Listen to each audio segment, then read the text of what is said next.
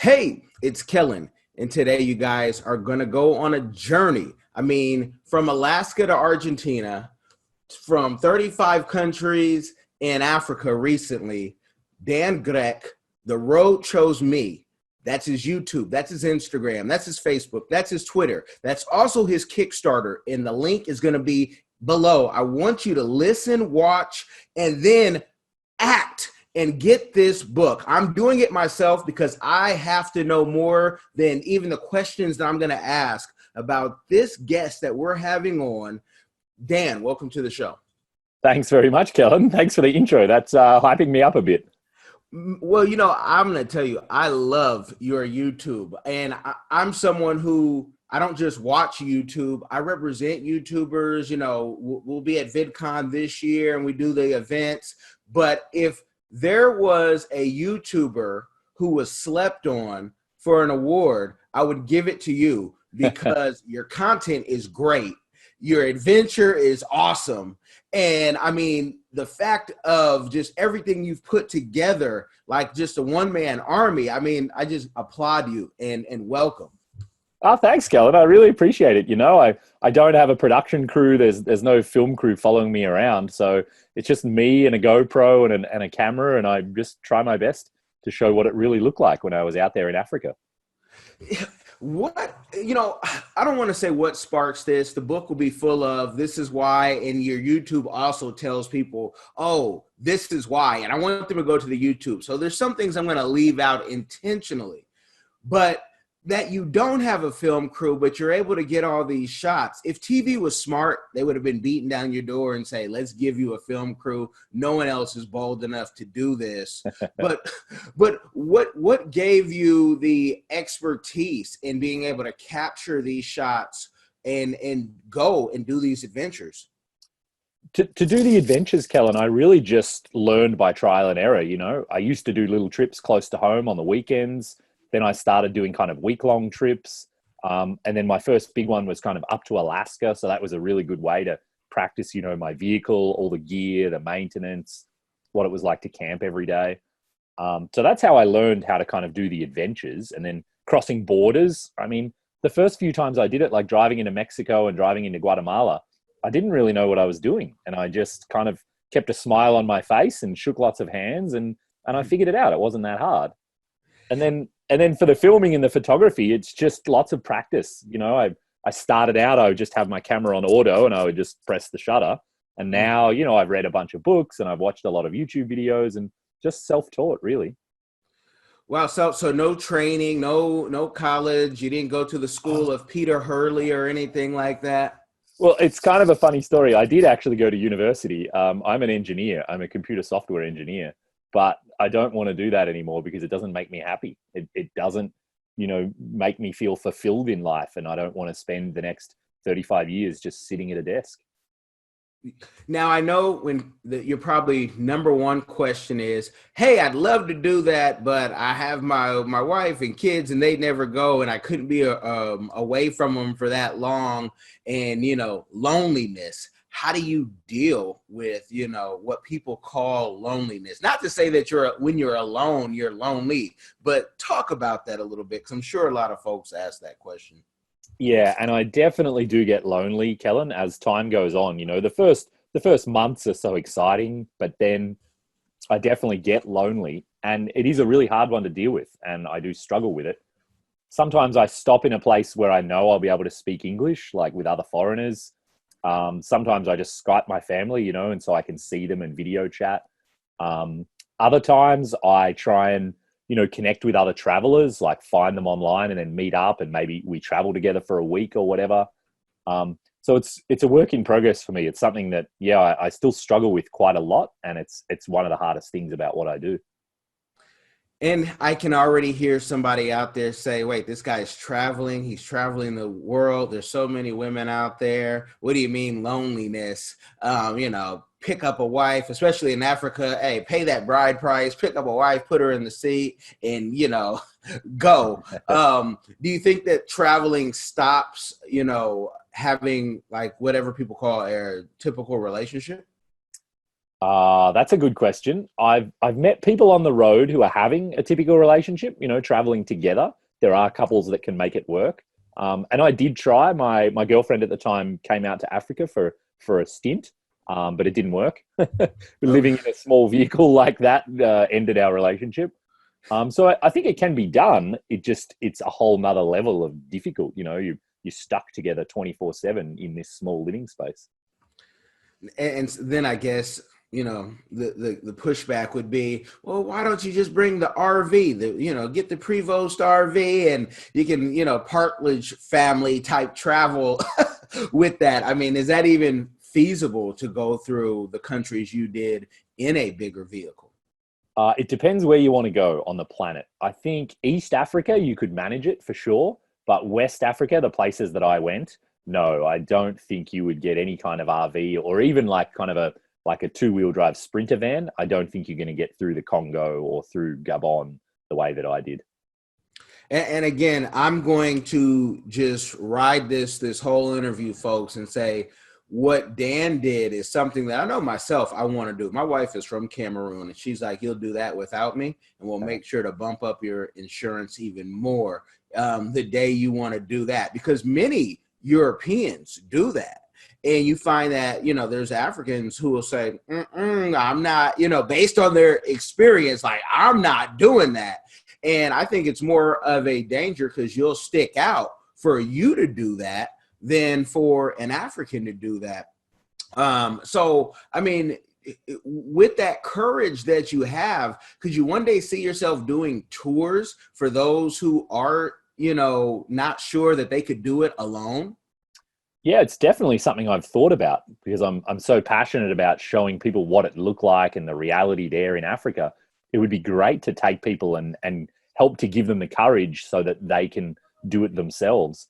Because I think everyone can learn how to do it. It's just that at first it seems really overwhelming and really like too difficult to kind of grasp.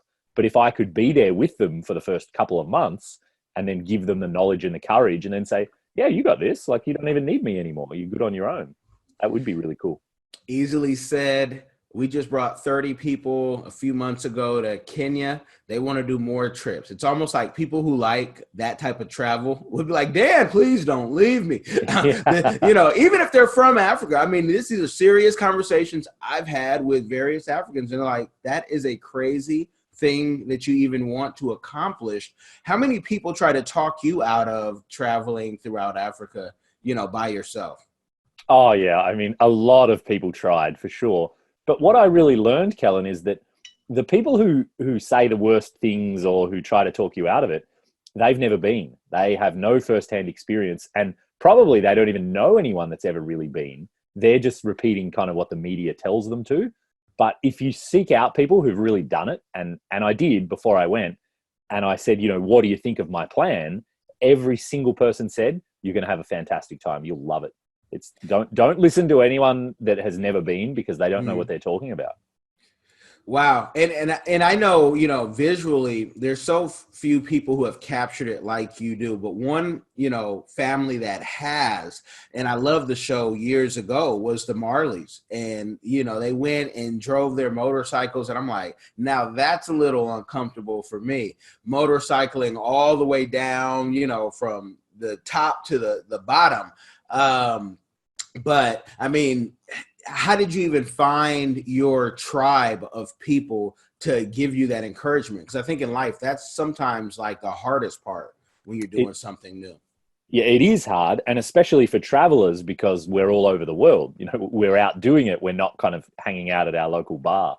But, the internet has made things so much easier now. There's Facebook groups for people driving around the world. There's forums. People have WhatsApp message groups where they're interacting with each other every day. So it's becoming much more common now to find other people doing the same thing. And we have apps on our phones now too, like iOverlander is a really good one. And you can meet people through that and you can, get recommendations on campsites and where to get visas and kind of everything you need to know now you can find online, and then you can meet up with other people. Now, I want you to answer this. If it's not in your book, if it's in your book, we're going to tell people, hey, go to page 24. But do you talk about how much it costs you to do this in total? That actually isn't in the book right now, no. And I'm really happy to talk about it. But what I try to do, Kellen, is I don't like to just throw the whole number out because it sounds big and it sounds daunting. Mm-hmm. What I've learned over the years is that pretty much everyone driving around the world in a vehicle, they're spending between $1,500 and $2,500 a month for absolutely everything. So that's gas, accommodation, visas, national parks, food, camping, everything. You can keep it as low as $1,500 a month to see the world. Yeah. And then, so I met people who were driving down the west coast of Africa, say they were going to do it in 6 months. They spent less than 10 grand for that, for everything. Wow. Yeah. So you can keep it cheap if you want to. And it kind of depends what kind of adventure you want to have. And if you want to eat in restaurants every night and drink a bottle of wine, then you're probably going to spend more than that. Maybe you'll spend like 3 grand a month or 4 grand a month, but you can keep it cheap if you want to. And how do you, say in repairs? I'd love that breakdown in your follow up when you do the book, because folks will say, well, what, you had things flip, you had things break, how do you say for repairs this is going to cost? Because I've had a trucking company, and you're always like, man, I already know if that engine blows, I got to have the money for that. And you're on the road where there may not be anybody who can, help you fix your engine. And you must be a great mechanic. You're an engineer, you can put things together. But, how did you plan for that to say, I'm going to have this much in repair cost?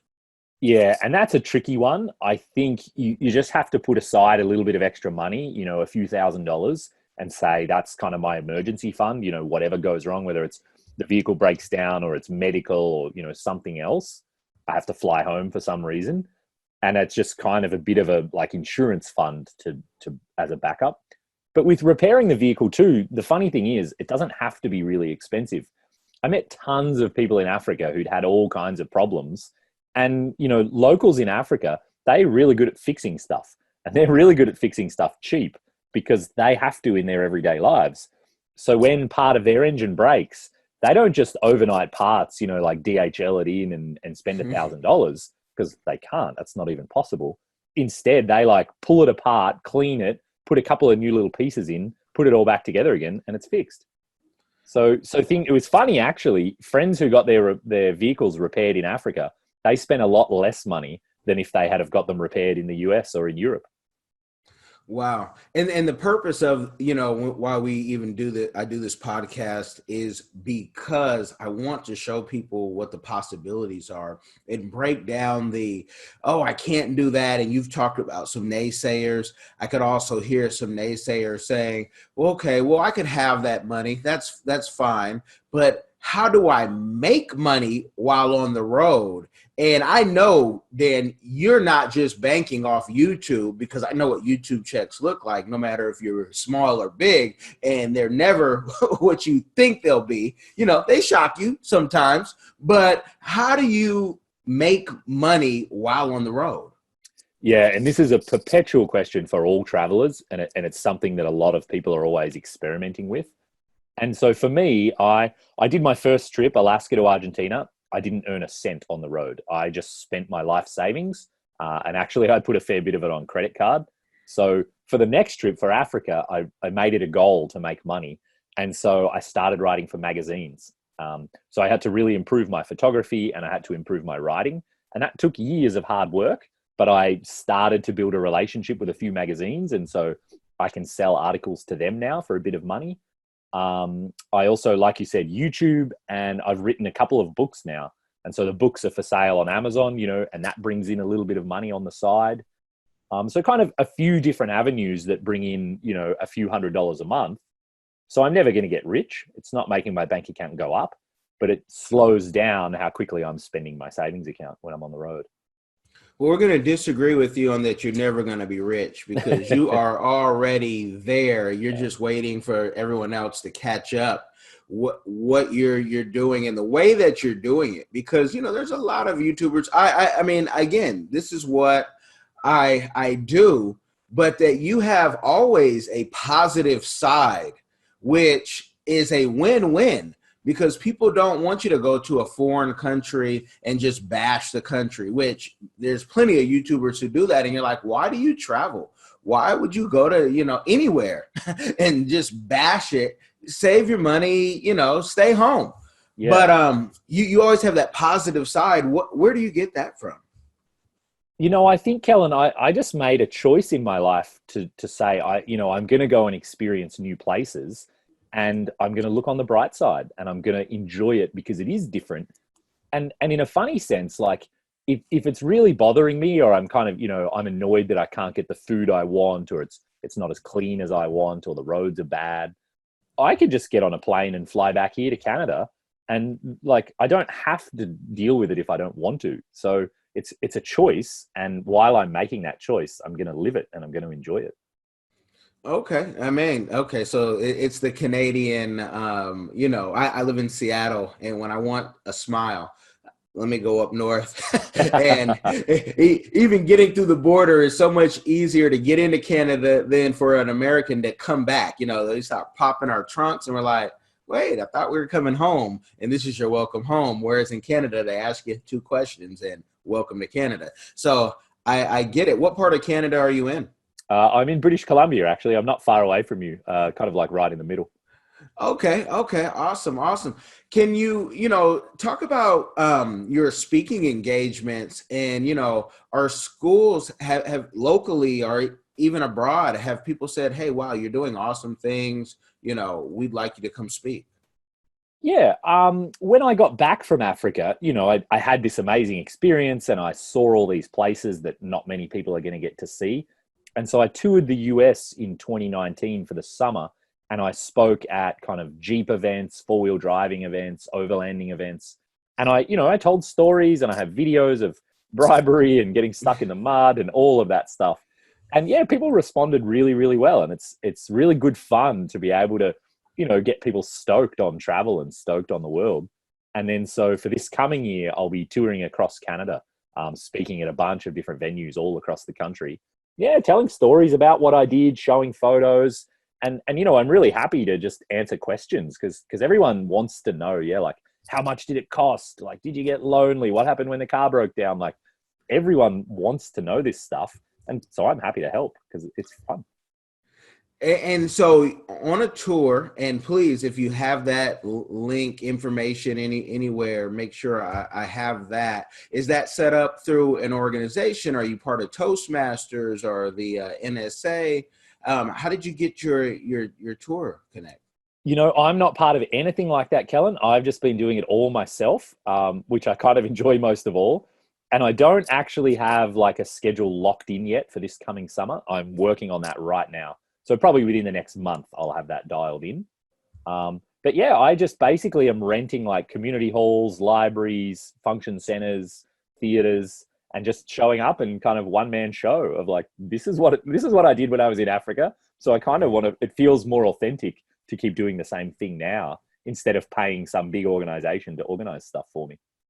Well, and they should be paying you, definitely. We don't like to just get the game. I like to give the game and say, man, Toastmasters, does anybody watching this? But even NSA, because it's a very unique experience where, again, people are doing it all over, but the way that you capture it and it's almost, I see a big, like, it could be therapy for you to take groups, around the world, even from Alaska to Argentina. How fun is that? And he's written a book, folks. Go on Amazon and get this book and learn more, because it may be something that could, really benefit you. I want you to talk about your Kickstarter that you have now, because I want to make sure not that we just support it, but push it out there so people can, pledge. Yeah, Kellen. So like you said, I wrote a book about my first trip, Alaska to Argentina. And it's not just like, here's the adventures I had. It's also, there's a whole chapter on loneliness. There's a whole chapter on, how did I deal with being by myself for so long? And then so now I'm just putting the finishing touches on my second book, which is about the Africa trip. And so again, it has a lot of information about my personal feelings and how I thought about Africa as I was moving through it, and what I learned about how the world sees Africa versus what it was really like when I got there, because it was completely different. It was nothing like people told me it was going to be, and in all positive ways. It was so much friendlier and happier and kinder, than I ever imagined possible. So I'm running a Kickstarter right now to get that book printed with full color interior photos. So people will get a limited edition version of the book if they pledge. And then there's other rewards as well. My other books, I've got a photography book from Africa, some stickers, some patches, things like that. And, it's people hear this and they're like, man, he's written a book. He's one of these rich John Grisham type authors. Let me tell you, writing a book, I've done a few. It's not today's money, it's tomorrow's money. And you wait for that royalty check unless you have some big deal where you still are going to be waiting for a royalty check and have to split it with a whole bunch of people 9 out of 10 times. When you're writing these books, are you, because you're not, it's a 400-page book, I mean, that you're putting out. You're not even trying to break it down where I'm going to give you half the story now and then try to sell you another book. It's like, I'm going to die empty, which I love that. But when you're writing it, what is like the number one message you're trying to push to the audience? The first book, definitely the message was you can do it too, because I'm just a regular guy. Like I said, no training, no expertise. And I just wanted to see what happens if I go and live my big dream. And so the whole book is about how approachable and how achievable it all is. And you can do it too. And then the second book, now the Africa one, I'd say that the underlying theme is that Africa is a lot safer, friendlier, and happier than we've been told. And growing up kind of, in a developed country, the media just tells us time and again, something bad happened. Someone got kidnapped. There was an earthquake. There was a fire. There was a shooting. There was a civil war. And there was a famine. And so I think lots of people, when you say the word Africa, they just think that. They just think bad. But then, you get to countries like Namibia and Botswana, and they're like paradise on earth. They've never had war. They've never had famine. Nothing bad ever happens. People are super friendly. And you can go drive around in your car and see elephants in the first like half an hour, just out in the wilderness and, camp out under the stars. And it's absolutely paradise for people who love the outdoors and wildlife. But, the media doesn't tell us that. We don't get that information. So my book is about shedding light on what it really was like and how people really treated me, because I was just showing up in random villages, didn't speak the language, uninvited, have a different skin color. How are people going to treat me? Are they angry? Are they, unwell, unfriendly? But no, in fact, they were more friendly than anyone I've ever met on planet Earth. And for the entire 3 years, it was like that. Yeah. And I tell people Africa is and we say Africa and they say, well, which country? Okay, pick your countries wisely. If you don't want to go somewhere where there's, civil war going and you're just, and I know you sometimes had no choice. You had to take the path that chose you, Sometimes, yeah. Yeah. But Africa is open like that. And I'd even think like corporations would be hitting you up saying, hey, give us your spill. Let us, pick your brain for a consulting fee of, $400 an hour minimum because you've done what we won't do. And you can tell us, in the terms of really reaching out to the people. Because when you go, one thing on your videos, it seems like you really connect with the people. You're not just going to take a picture and, hey, I can't wait to Instagram and upload this. You seem to be really connecting in a genuine way. So corporations, if you're out there, this is your guy to say, hey, I want to know about this country, that country, especially a country you said, Botswana. I mean, Bots has been booming in such a strong GDP for so many years. It's wide open for those who, want to adventure. Could you see yourself going back anytime soon? Oh, definitely, Kellen. I mean, I was just going through photos last night and I miss it so much. I miss the big smiles, the friendly people. I will go back to Africa for the rest of my life in one way or another. I think I'm too addicted not to. I'd be too sad if I didn't go back. Okay, okay. And you know what, in Africa we always say if you have $3,000 a month, you're going to be living very nice in most of Africa, you know, and having, you know, the house helps and the drivers, and you're going to be comfortable. So that YouTube will grow. What was your favorite country in Africa? It's really hard to pick one. It kind of, because I had so many different experiences, and you know the weather has a huge impact if it's pouring rain or if it's really hot. But I really loved Gabon on the west coast. So you know, just Mm. nestled under Cameroon. Hmm. It's fairly small and not many people know about it, but it is wilderness like I never imagined possible. Super friendly, happy people who are just easygoing and kind. And then there's a ton of wildlife as well out in the jungle. They have forest elephants, they have gorillas, hippos. You can go to the beach, you can go up into kind of these big green rolling hills near the Congo. It really felt like kind of jungle paradise, if there is such a thing, and I really loved it. And you're at least bilingual. How many languages do you speak? Well, I speak Spanish reasonably well. I learned on my first trip, and then I learned French on the west coast of Africa. So I mean, you know, I speak African French. So when I was in France and I tried to speak French, no one would respond to me. But in Africa, you know, people are just so friendly and happy, and for a lot of them, French is their second or third or fifth language anyway. So Mm. they're not going to criticize if you pronounce things a bit wrong. Yeah. Yeah, you know, sometimes being in Paris, and I'm going to throw out Germany as well, it's like being in, I'll say, the US. If you don't speak English, there is a little kind of an attitude. And some folks are like, hey, I don't speak English, I speak Texan. And, you know, folks up north are like, you know, it's these weird things. So did you learn French on the travels? Or, I mean, being in Canada, I know you're not on the French side of things, but did you have any practice beforehand? You know, it's funny you ask that because I got back from Argentina and I had learned Spanish kind of on the road, and it was so much fun and I was enjoying it. So when I got back to Canada, I signed up for French classes, you know, sit in a classroom, learn French, and it was useless. I hated it.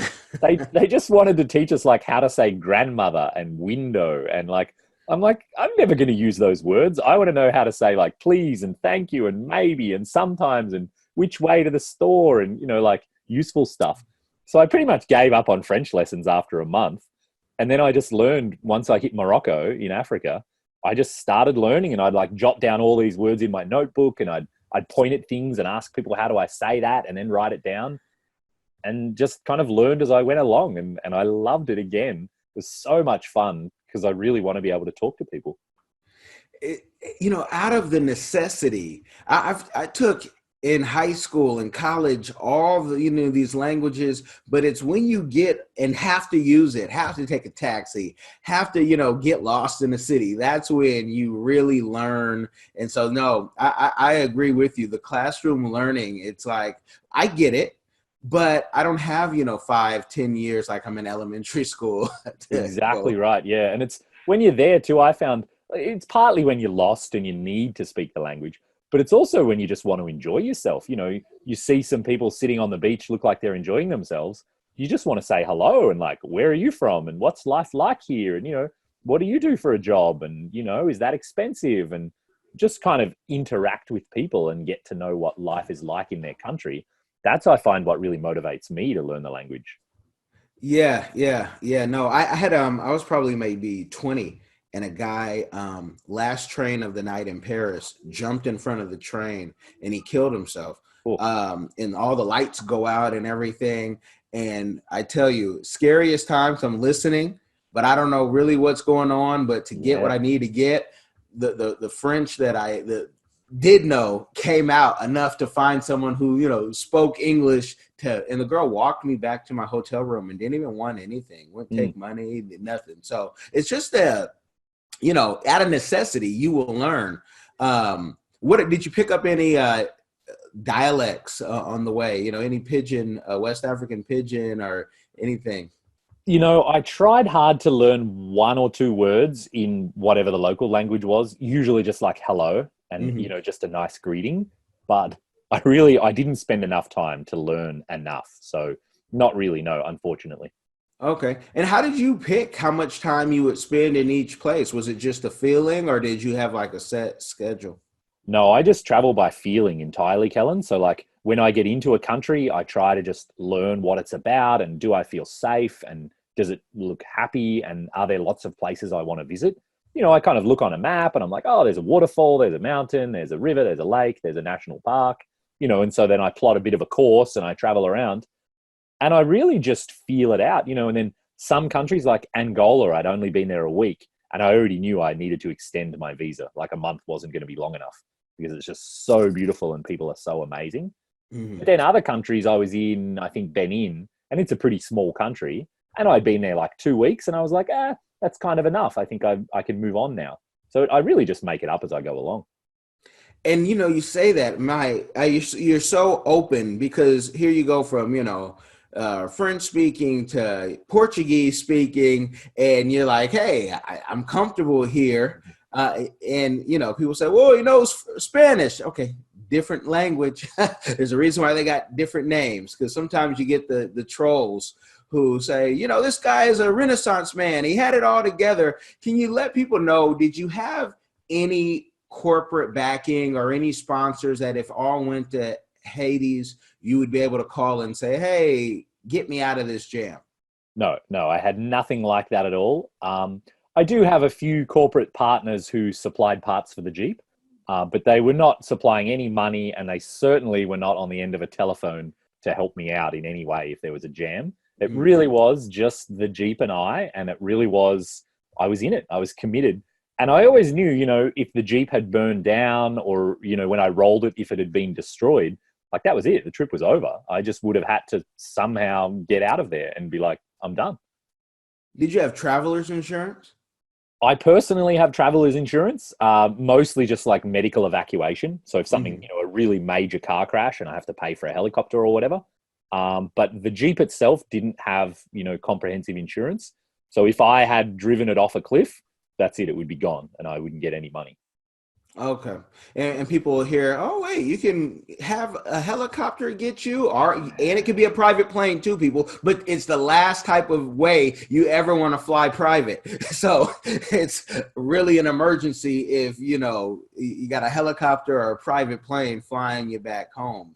Yeah. And I think in a lot of countries, even a helicopter would be a stretch and it would take a lot of organizing and a lot of time. So, if you had a real medical emergency, you're probably better off just to get in the back of whatever pickup truck is going past because you're going to get where you need to be faster than if you wait around for some helicopter. And what is your community give back in everything that you're doing? I mean, I can already hear throughout, your YouTubes and everything that you are doing is a give back, but is there anything else that, you're giving back to the community or want to give back to the community? Yeah, definitely. I really, really enjoy inspiring and encouraging other people to get out there. And so one of the biggest things I do, like actually I'm flying to California on the weekend to speak at an event. I just love to show people and tell people, here's how you do it. Here's where you're going to get the visas. Here's how much it's going to cost. Here's what you need to organize. You can go here, here, here, and here, and it's really safe. So I feel like my community give back is to help other people have all of the knowledge that I learned, because I had to sort of collect it from all over the place and then like figure some of it out the hard way. But now I can just help people. It's almost like I have the cheat codes and I can just give them to people. And I love doing that. And it's a beautiful thing. I want the audience to go learn more on the YouTube. Do you have a podcast? I don't have a podcast, Kellen, no. Not yet, but I'm going to be sending him something and saying, hey, get paid for your podcast today because it's a total double dip. That's what we do here at Diversified Game. We only bring on people that are interesting, have an impact, and we want them to, just keep on going because the more they know, the more we learn.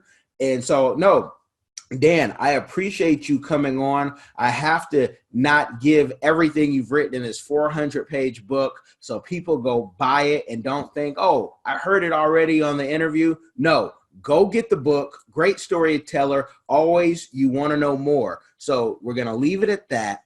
you guys have gotten the game. His info is in the description box. Make sure you like, share, and subscribe. And I appreciate you, Dan, for coming on. Thank you, Kellen, for having me. This has been great fun.